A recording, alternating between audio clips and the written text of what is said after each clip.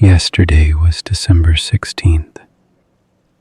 I found myself thinking about old records, vinyl records, that invisible story spinning across their surface. Sound didn't disappear into the air back then. It was pressed into something, embedded in the vinyl, an imprint you could feel with your fingers. Then I thought of canvases, the moment paint touches fabric, the slight resistance when a pen presses into paper, the small dents typewriter letters leave behind. For something to carry meaning, it had to touch something else. Sound wasn't lasting unless it met matter. Thought wasn't remembered unless it left a mark. Over time, everything became smoother. CDs arrived, magnetic fields, invisible recordings. The sound was there, but the trace was gone. The meaning existed, but the touch was missing. Yesterday I realized this might be one of the core problems of the modern age. Everything is very clear, but almost entirely without contact. And while I was turning these thoughts over, a drawing appeared in front of me. A comment made the day before had fallen into spam. I hadn't seen it.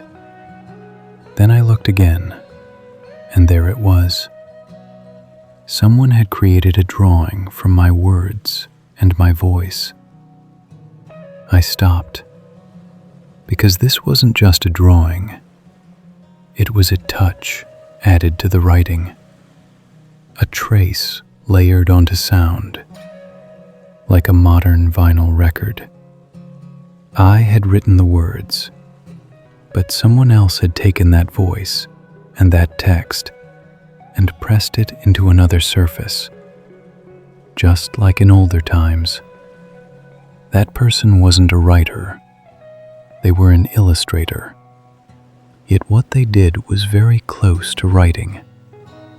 Because some people speak in words, others speak in lines. But both do the same thing. They fix a moment in place. In that instant, I felt something clearly. No one had said, "I liked this." No one had said, "I agree." Someone had said, "I see you." In the modern world, this is a rare sentence, because seeing requires attention. It requires time. It requires effort. Most people look, but they do not see. Yesterday, someone stopped, looked, understood, and responded with a line.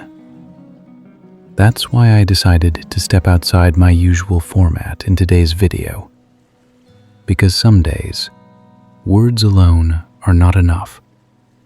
Some days, writing needs a touch. Like vinyl, like canvas, like paper. And maybe today, this is the most modern form of recording we have. Taking someone's words and touching them again with your hands. When evening came, I opened my history notebook as I always do.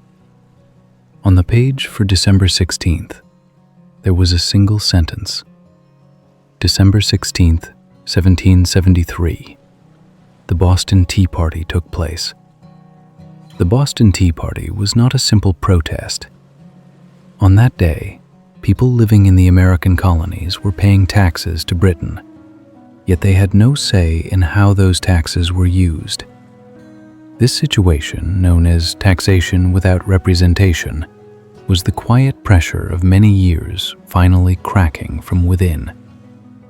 When tea ships belonging to the British East India Company docked in Boston Harbor, a group of colonists, disguised as Native Americans, boarded the ships and threw hundreds of crates of tea into the water. This was not an outburst of anger. It was a symbolic act. At that time, tea was not just a drink. It was a symbol of authority, unilateral power, and of being unseen. Throwing the crates into the sea was a physical way of saying, "If you do not see us, we do not accept your system." That day, people did one thing. When words were no longer enough, they left a mark. And that mark changed the course of history. During the day, I thought again about the drawing I had received. It, too, was a mark. Not a comment, not a like, a response. Someone stopping, listening, seeing, and then creating something by adding their own labor, just like old vinyl records. Sound was pressed into a surface so it wouldn't vanish into the air. Vibration became matter. At the Boston Tea Party, people touched history. Today, an artist touched me with a single line. That is why the phrase, "I see you," felt so powerful, because it carries the difference between looking and truly seeing.